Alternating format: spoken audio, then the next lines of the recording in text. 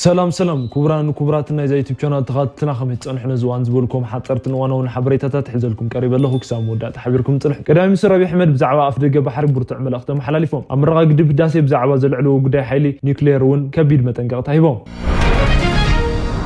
روحات اب تግራይ አኺባ ተጸሚዶ ኣሎ ቅድሚ ማዓልታት ኣብ መቐለ ተጀሚሩ ብመግለጺ እተዛዘመ አኺባ ሃገራዊ ሓድነት ትግራይ ንምምጻእ ብዝብል ሓድሽ ምንቅስቃስ መልክዕ ኣብ ዝተፈላለዩ ከተማታት እትኽልል ይካየድ ኣሎ ዝርዝራዊ ሓበሬታ ድማ ነዚ ነቐፌታታት ዝስምዓሉ ዘሎ ብዙሕ አኺባታት ብዝምልከት ዘዳለና ዕለታዊ ሓበሬታ ኣለና أمرغات قدب ترخيهم من إثيوبيا دقفهم عم مجلات صنيحة مسجبتي أو وترزقته بريزيدنت صومال حسن شيخ كابتي أزرارا في تعمل صنيحة أو بدايات كأي بحرنا إثيوبيا دقفهم قليتهم اتناي صومال إيرتران جبتن سلستين محزنة أب حتى زقته حدش مرقت بريزيدنت إثيوبيا من قد بحر اختركب ندق فينا كلنا تقدم مزنورهم نايت قاموا مرقت زغير ملختي أما حلاليفهم اللو تحبري تحيزنا لكم لنا عطوات حيلتات سلام تقراي كم استأثر تسمعوا بزعوا ما أسرت مجلات وطي له تم استأثر العلوت والتدراء أزستيهم قدامي مستر ابي احمد امنغستوم شمشر مقوعه سلطان ككايد مخانم زملكت حد حبري توصيلو ايونت سب سلطان كبينا حلافنت بوتانا بايناي بوتان مقيار تحسبهم زلب زبلكت زرزراو حبريتا ادالينا لنا صعبوا مرغا قدب داسي ابو زحات بوليتيكا وتدراو دبلوماسيا موطات تصنحت غبطي امودات تسفا قريطالا كاباي وطاي كالوت امارات ماي زخونوا حدشتي سلتي اطاقما هبت ماي تفصملا قتالي تشارلي كيرك ابيت فرد قريبو مستقتلت بستتحازه حدا ازرارا بناي صحف ملختون بقلت توايولو حتير حبريتا خنقرب لكم هنا كسام وداتا مسانا صنحو نزرغوهم علتاون فولطات زيناتات من تخبصحكم لايك شير سبسكرايب مغبار يترسعوا قدامي مستر ابي احمد بزعوا افدقه بحر برتع ملختم حلاليفهم امرغا قدب داسي بزعوا زلعلو غداي حيل نيوكلير ون كبير متنقق تايبهم قدامي مستر ابي احمد قدم حجي زلعلو غداي قيح بحر حيل نيوكلير اندغنا ملختم حلاليفهم قدامي مستر ابز ملختم اثيوبيا اسور جغرافي خوينا نزل عالم كتنبر يزبل اثيوبيا وانت هاليو نص زموت ايلهم اثيوبيا متون موطن ودب كترغاغطيا از غداي زي ترفيو زبلو قدامي مستر از قعوت كلو نحنا منالبات عين هلو نخون انت خونا غنا دقنا اب تعاصوت هاجر زنبرولو دخاتات زيكونس سرحت تاريخ كوينم كابرسهم حليفهم نخالوت هاجرات زحجزو خونه يوميلهم قدم حجي قدامي منستر ابي احمد ابو اهجراو تلفزيون طاويا ابو زمحلالفو ملختم غداي قيح بحر العلم تستفصم مجيجا اب قربا غزي كرم خانو مغلاطم يذكر قدامي منستر ابي قدم خنت سومنات مس امخر محبراو غدايات ابز غبرو اخيبا بزعوا ابي قدب داسي خزارو خلو كم تناشح عمت تاريخ اباي استغير خنتات اثيوبيا افدقه بحري سانه اللو صباح خرميو بزح خبيد يكونني يلوم نيرم قدامي منستر ابز ملختم اندغنا خزارو خلو امرغا حدش مصحفهم از غداي العلم لو اثيوبيا افدقه بحر نمركب وغي ايلا ايلا كم زي تامن اتحتو بسلام من قد تقرب كم صنحت زغلص قدامي منستر بزعوا قيح بحر نمحتات زفرحن زطراطرن ولد خلي يبلن يلوم اثيوبيا قليف كاد خنت غيركايا كاب صقم افدقه بحري كنغلاغل علنا إلنا نامن ابز غداي زي مسخونه سب بسلامو منقد نمزراو دلواتي نايلوم تزاريبهم صباح اثيوبيا خبر صحليفه ناحوات هاجرات اتحجز كتخون لوا بريزيدنت صومال حسن شيخ محمد ابت مرقا قدب ترخيهم من اثيوبيا زلوم دغف كام مغلاطم صنيحم مس غبطي او وترزقتو دحرئتي اكرخر فصام او غدايات قيح بحر من اثيوبيا زلوم دغف غليصم اتناي صومالن ايرتران غبطن سلستين محزنت اب حتو زقتو حدش مرقص بريزيدنت اثيوبيا منقد بحر اختركب ندغفينا بموال نتقدمهم زنبرهم ناي تقومتات مرقص زغير ملختم حلاليفهم لو صومالن اثيوبيان اب زغروا اوانات زنبرن وطري صومال اثيوبيان غبطن محازوت هاجرات ينيلو مس غراوت اثيوبيان نو وحدو تماسسالي حزبي بحالو قانقان تاريخن نكافل زنبره صقم فتحنا يو زمدنا ندل لنا ات بريزيدنت بتمثالي غبطي استراتيجيكاو مشارختن صومال مخانا غلصم غبطي اب اثيوبيا اباين زازمتو غدب سغات لوا امرقات غدب قدامي مستر ابي احمد ات غدب نزخونه اب تحت وتفاس زلو هاجرات كم زي يغد ارغاغيطم زخونه اكل اب غدايات ماي سغات انت لو مصينا خنزارارب دلواتينا يلوم نيرم مسكلتينا هاجرات نعزمنا زلو صومال نخلتيهم وغنات نمقرب دلونا تحبيرا خبلو نتي صقم قصال فتح المركب بمزرا اب طربيزا قرو نخلتينا هاجرات تصوع مبارا غليطم بريزيدنت صومال حسن شيخ محمد ابتي قال متيق اثيوبيا بسلامون دبلوماسيون منجدي ناي بحر منجدي ناي مدلاي مثلا ندغ فيلم ات بريزيدنت وسيخون دليت اثيوبيا منجد بحر اب تحت معقف اغراو حقي حدش يكونن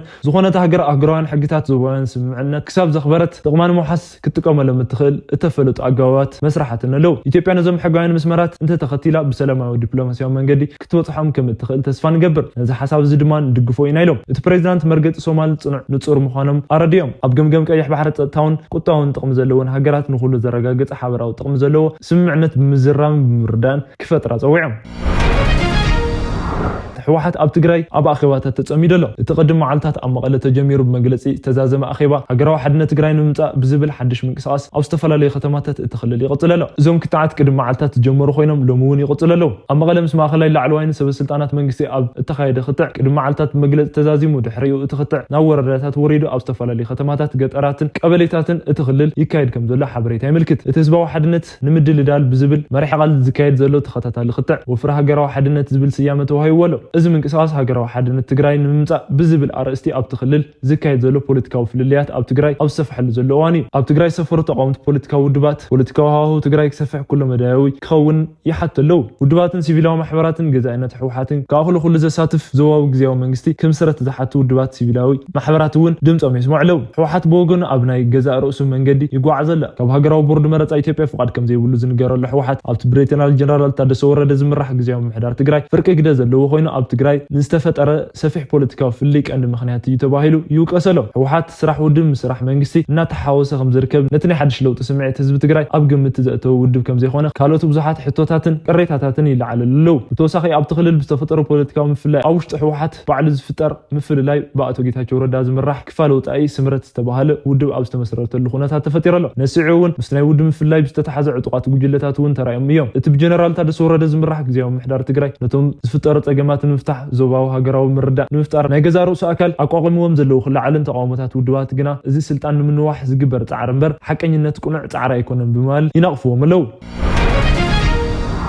ዕጡቃት ሓይልታት ሰላም ትግራይ ከም ዝተኣሰሩ ተሰሚዑ ኣብቲ ትግራይ ምስ ዓፋር ዝዋድብ ከባቢ ዝንቀሳቐስ ብልምዲ ሓራ መሬት ተባሂሉ ዝፅዋዕ ሓይልታት ሰላም ትግራይን ካብ ሓይልታት ትግራይ ተነፂሎም ዝወፁ እዮም እዞም ዕጡቃት ነቲ ደብረፅዮን ገብረ ሚካኤል ዝምራሕ ክንፊ ሕወሓትን ነቲ ውድብ ዝድግፍ ኣዛዚ ሓይልታት ትግራይን ካብ ስልጣን ንምውራድ ናብ ክልል ዓፋር ብምኻድ ይውደብ ከም ዘሎ ይንገር እቲ ሰራዊት ብጀነራል ገብረ ዝጋብሔር በየነ ወይ ድማ ወደን ጥሩ ዝምራሕ ኮይኑ ሓደ ክልተ ግዜ ኣብ ዝተፈላለዩ ከባቢታት ምስ ሕወሓት ከም ዝተዋግአ ይፍለጥ ሕጂ ገለ ካብ ኣባላት እዚ ዕጡቕ ከም ዝተኣሰሩ ቅድሚያ ሰብኣዊ መሰላት ዝብል ውድብ ብምጥቃስ ወጋሕታ ኣፍሊጡ ልዕሊ 10 ዝኾኑ ኣዘዝቲ ካብ ሰራዊት ሕወሓት ተነፂሎም ምስ ሓይልታት ሰላም ትግራይ ዝተጸንበሩ ላዕለዎት ኣዘዝቲ ምዃኖም ዝተገለጸ ኮይኑ ኣብ ክልል ዓፋር ከም ዝተኣሰሩ ተፈሊጡ ቁጥሮም 12 ዝበፅሑ ኣዘዝቲ ሰራዊት ምዃኖም ዝተገለጸ ኮይኑ ማእሰርቶም ቅድሚያ ንሰብኣዊ መሰላት ኢትዮጵያ ወይ ድማ ይሰመጉ ኣብ ዘውፅኦ መግለጺ ናብ ቤት ፍርዲ ከይቀረቡ ምእሳሮም ንሕጊ ኢትዮጵያ ሃገራዊ ማዕቀንታት ሰብኣዊ መሰላት ዝጥሕስ ኢሉ ሰበስልጣናት ዓፋር ነቲ ጉዳይ ክምርመር መርትዖ እንተሃሊና ብሕጊ ቀርቡ ብዘይ ሕጋዊ መንገዲ ዝተተሓዙ ክፍትሑ ኣዘኻኺሩ ሓይልታት ሰላም ትግራይ እውን ሕጋዊ ኣሰራርሓ ክትል ፀውዑ ክሳብ ሕጂ ኣብዚ ጉዳይ ዝኽልል መንግስቲ ዓፋር ዝበሎ ነገር የለን ቀዳማይ ሚኒስትር አብይ አሕመድ ኣብ ላዕለዎት ሰበስልጣኖም ሹምሽር ከካይዱ ምዃኖም ዘመልክት ሓደ ሓበሬታ ወፂኡ ኣሎ እቲ ለውጢ ስዒቡ ናይ ቀዳማይ ሚኒስትር ቦታ ኣብቲ ሰሙን ተኸታታሊ ናይ ገለ ሚኒስትራት ለውጥታት ምግባሮም ዝከረ ኮይኑ ካብኡ እንድሓር ግና ብዙሕ ዘይተረኣየ ናይ መራሕነት ወይ ናይ ሚኒስትራት ለውጥታት ከይተረኣየ ፀኒሑ እዩ ምንጭ ናይዚ ሓበሬታ ዝኾነ ኣፍሪካን ኢንተለጀንስ ኣብ ዝቐረባ መዓልታት ኣብ ዝርግሖም ፀብፃባት ከም ዘመልክቶ ድማ እቲ ቀዳማይ ሚኒስትር ብመንገዲ ላዕለዎት ሰበስልጣኖም ገለ ለውጥታትን ምግባር ይዳለዉ ኣለዉ ቅድም ክብል ገዛእ ሃገራዊ ባንኪ ኢትዮጵያ ዝነበሩ ኣቶ ማሙ ምህረቱ ሓላፍነት ምልቃቆም ስዒቡ ኣብ ክንዶኦም ሚኒስተሪ ፕላንን ልምዓትን ዝነበሩ ዶክተር ፍጹም አሰፋ ናይ ሃገራዊ ባንኪ ገዛእነት ቦታ ምትኮም ዝከር እዩ ሚኒስተር አገልግሎት ኮሙኒኬሽን መንግስቲ ዝነበሩ ዶክተር ለገሰ ቱሉ ቅድም ሰሙናት ካብ ሓላፍነቶም ምልዓለም ዝከር ኮይኑ ከም ፀብፃብ ኣፍሪካን ኢንተለጀንስ ድማ ቀዳማይ ሚኒስትር አብይ አሕመድ ነዚ ናይ ሓላፍነት ቦታ ንምሃብ ክልተ ሰባት ኣብ ግምት እትዮም ኣለዉ ኣብዚ ቦታ ድማ ኣብዚ እዋን እዚ ኣብ ኬንያ ኣምባሳደር ኢትዮጵያ ኮይኖም ዘገልግሉ ዘለዉ ኣምባሳደር ባጫ ደበሌ ከምኡውን ዘሪሁን ኣሰፋ ዝተባሃሉ ሰብ ንምትካእ ከም ዝተሓሰበ እዚ ፀብፃብ ኣፍሪካን ኢንተለጀንስ ኣመልኪቱ ካብዞም ክልተ ሰባት ሓዲኦም ሚኒስተር አገልግሎት ኮሙኒኬሽን መንግስቲ ቦታ ክወስዱ እዩ ተባሂሉ ይግመት እቲ ፀብፃብ ብተወሳኺ እቲ ናይ ሓላፍነት ምጓዓዝ ኣብዚ እዋን እዚ ዋና ዳይሬክተር ሃገራዊ አገልግሎት መረዳእታን ፀጥታን ኮይኖም ዝሰርሑ ዘለዉ ኣምባሳደር ሬድዋን ሁሴን እውን ከም ዝምልከት ኣካቲቱ ኣሎ ሬድዋን ኣብዚ ሕጂ ዘለዎ ናይ ሃገራዊ አገልግሎት መረዳእታ ፀጥታን ዋና ዳይሬክተር ቅድሚ ምጓዓዞም ኣሜሪካ ሃገራዊ ፀጥታ ቀዳማይ ሚኒስተር ኮይኖም ምግልጋሎም ዝከር እዩ ኣብዚ ሓድሽ ናይ ሓላፍነት ኣማኻሪ ሃገራዊ ፀጥታ ቀዳማይ ሚኒስተር ኮይኖም ምግልጋሎም ዝከር እዩ ኣብዚ ሓድሽ ናይ ሓላፍነት ምጓዓዝ ሬድዋን ናብ ኣየናይ ካልእ ሓድሽ ሓላፍነት ከም ዝኸዱ ግና እተፈለጠ ነገር የለን ካብ ተቐዲሙ ዝነበሮም ናይ ኣማኻሪ ሃገራዊ ፀጥታ ቀዳማይ ሚኒስተር ናብዚ ሕጂ ዘለዉ ናይ ሃገራዊ አገልግሎት መረዳእታን ፀጥታን ሓላፍነት እንትመሓላለፉ ዕለት 30 ጥሪ 2016 ዓ.ም ከም ዝነበረ ሓበሬታታት የመልክቱ እዚ ሓድሽ ሹምሽር ምጓዓዝ ስልጣንን ንኣየኖት ተወሰኽቲ ሓላፍነታት ከም ዝምልከት ግና ዝተባሃለ ነገር የለን ክሳብ ሕጂ ኣብዚ ጉዳይ እዚ ብመንግስቲ ዝተባሃለ ነገር እውን የለን ግብጽ بجدب تسفى غريطة نام حدش سجوم تأتيا سعيد مرة جدب داسي أبو زح بوليتيكا وتدرا ودبلوماسيا نموتات أنا حتى جبتي أمودة تسفى غريطة لا كايرون كالوت أمرتات إنما خرت كوينا من شتات ماين من لا أتيات لا لمون نزم الكت حبريتا كم منستري هابت ماين مثلا تهجر دخانة عني سوالم تسمعهم أبصو من زي بزعوا ما يزملكت حدو على كاب كايرت خير نيرو زو على بنت حوار كل تهجرات إيو تخيدو حنت جبت أخت خوان كلا أتخلى إدما كندا أيا أبزو على منستر هابت ماين مثلا جبتي عني سوالم ترخيهم كم زنور ዝገበሮ ኣህራም ኦንላይን ጸብጢቡ እቲ ሚኒስተር ኢታዓቢ ግድብ ህዳሴ ንውሕስነት ማይ ግብፅን ስጋኣትን ምዃኑ ፍሊጦም ምስቲ ዘለው ብበዝሒ ህዝቢ ንኽፍጠር ዝኽእል ሕፅረት ሃብቲ ማይ ንምክልኻል ካብ ዓብዪ ማይ ብተወሳኺ ካልኦት ምንጭታት ማይ ክንፍትሽ ኣለና ኢሎም